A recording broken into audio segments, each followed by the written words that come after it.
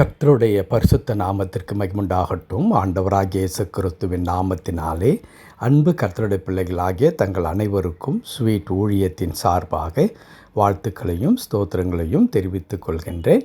வெளிப்படுத்தின விசேஷம் 1 அதிகாரம் 18வது வசனம். வெளிப்படுத்தல் 1 அதிகாரம் வசனம் 18. மரித்தேன், ஆனாலும் இதோ சதா காலங்களிலும் உயிரோடு இருக்கிறேன். ஆமேன்.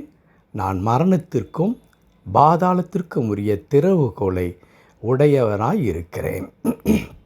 மரித்தேன், ஆனாலும் இதோ சதா காலங்களிலும் உயிரோடு இருக்கிறேன். என் அன்பு கடவுளுடைய பிள்ளைகளே, உலகத்தில் ஒருவராலும் சொல்ல முடியாத வார்த்தை இந்த வார்த்தை. எத்தனையோ மகான்கள் இந்த உலகத்தில் பிறந்தார்கள், வாழ்ந்தார்கள். மக்களுக்கு அநேக காரியங்களை அவர்கள் இன்றளவும் பேசத்தக்கதான விதத்தில் அவர்கள் பேசினார்கள், சொன்னார்கள், செய்தார்கள். இறுதியாக மரித்தார்கள். மரித்தவருடைய கல்லறைகள் என்றும் மூடப்பட்டிருக்கிறதை பார்க்க முடியும். ஆனால் நீங்களும் நானும் ஆராதிக்கின்ற இந்த சரித்திரத்தை இரண்டாக பிரித்த பிதாவுடைய ஒரே குமாரனாக இருக்கின்ற ஆண்டவராகிய இயேசு கிறிஸ்து அப்படி அல்லவே அல்ல. அவருடைய கல்லறை இன்றைக்கும் திறந்திருக்கிறது என்பது நமக்கு நன்றாக தெரியும். அது நம் கண்முன்னாகவே இருந்து கொண்டிருக்கிறதையும் நாம் பார்க்க முடிகிறது.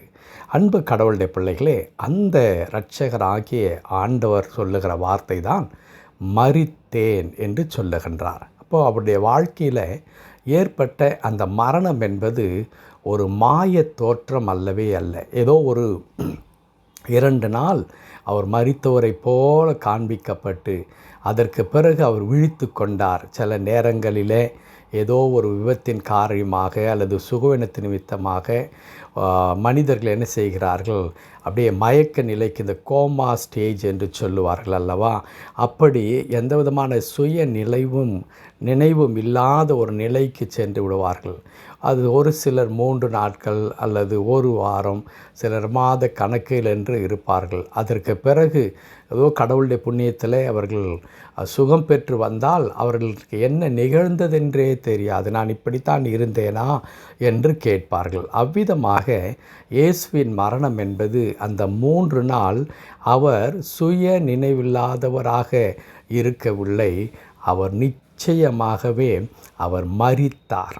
அவர் மரித்தார் என்பதற்கு சான்று என்ன?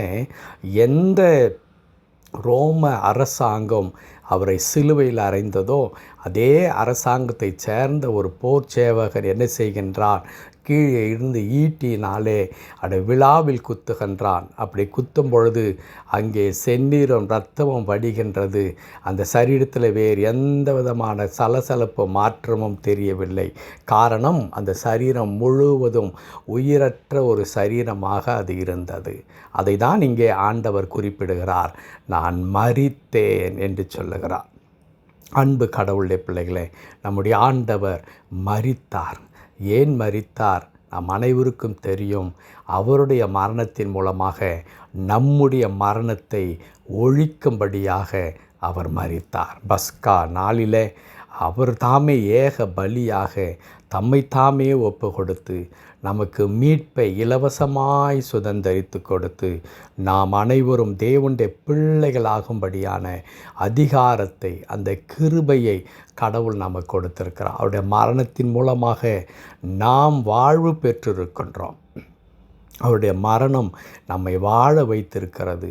பாவத்திலிருந்தும் சாபத்திலிருந்தும் பிசாசனுடைய அடிமைத்தனத்திலிருந்து நம்மை விடுதலையாக்கி இன்றைக்கு நாம் விடுதலையோடு கூட வாழும்படியான அந்த மாபெரும் சிலாக்கியம் ஆண்டவராகிய இயேசு கிறிஸ்துவின் மரணத்தின் மூலமாய் உண்டானது என்பது நமக்கு நன்றாக தெரியும்.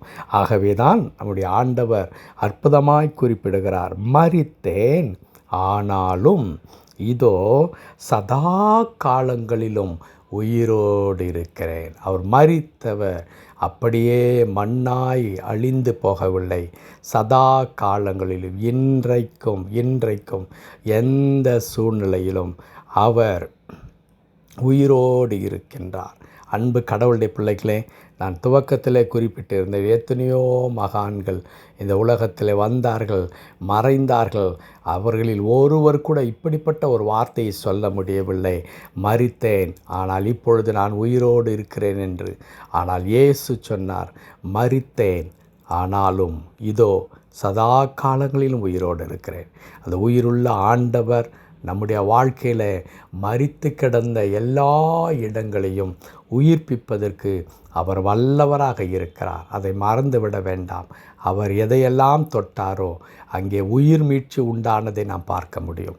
நம்முடைய வாழ்க்கையில் கூட ஆண்டவர் நம்மை தொடும் பொழுது எல்லாமே மாறும். ஆகவே என் அன்பு கடவுளுடைய பிள்ளைகளை, இந்த உயிர்த்தெழுந்த ஆண்டவரை அல்லது நமக்காக மரித்து நமக்காக அடக்கம் பண்ணப்பட்டு தாம் சொன்னபடி உயிரோடு எழுந்த அற்புதமான கடவுளை நாம் தொடர்ந்து நம்முடைய உள்ளத்தில் வைத்து நாம் அவரை ஆராதிப்போம், அவருடைய பாதையிலே நடப்போம்.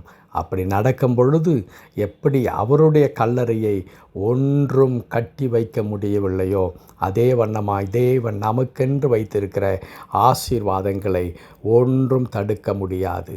ஏற்ற நேரத்தில் அவை நிறைவேறும். கடவுள் தாமே அதை மரித்து சதா காலம் உயிரோடு இருக்கிற கடவுள் நம்முடைய வாழ்க்கையிலும் மரித்து கிடக்கிற எல்லா பகுதியும் உயிர்ப்பித்து அவருக்கு சாட்சியாக தொடர்ந்து நிலைநிறுத்துவாராக. ஆமேன், ஆமேன்.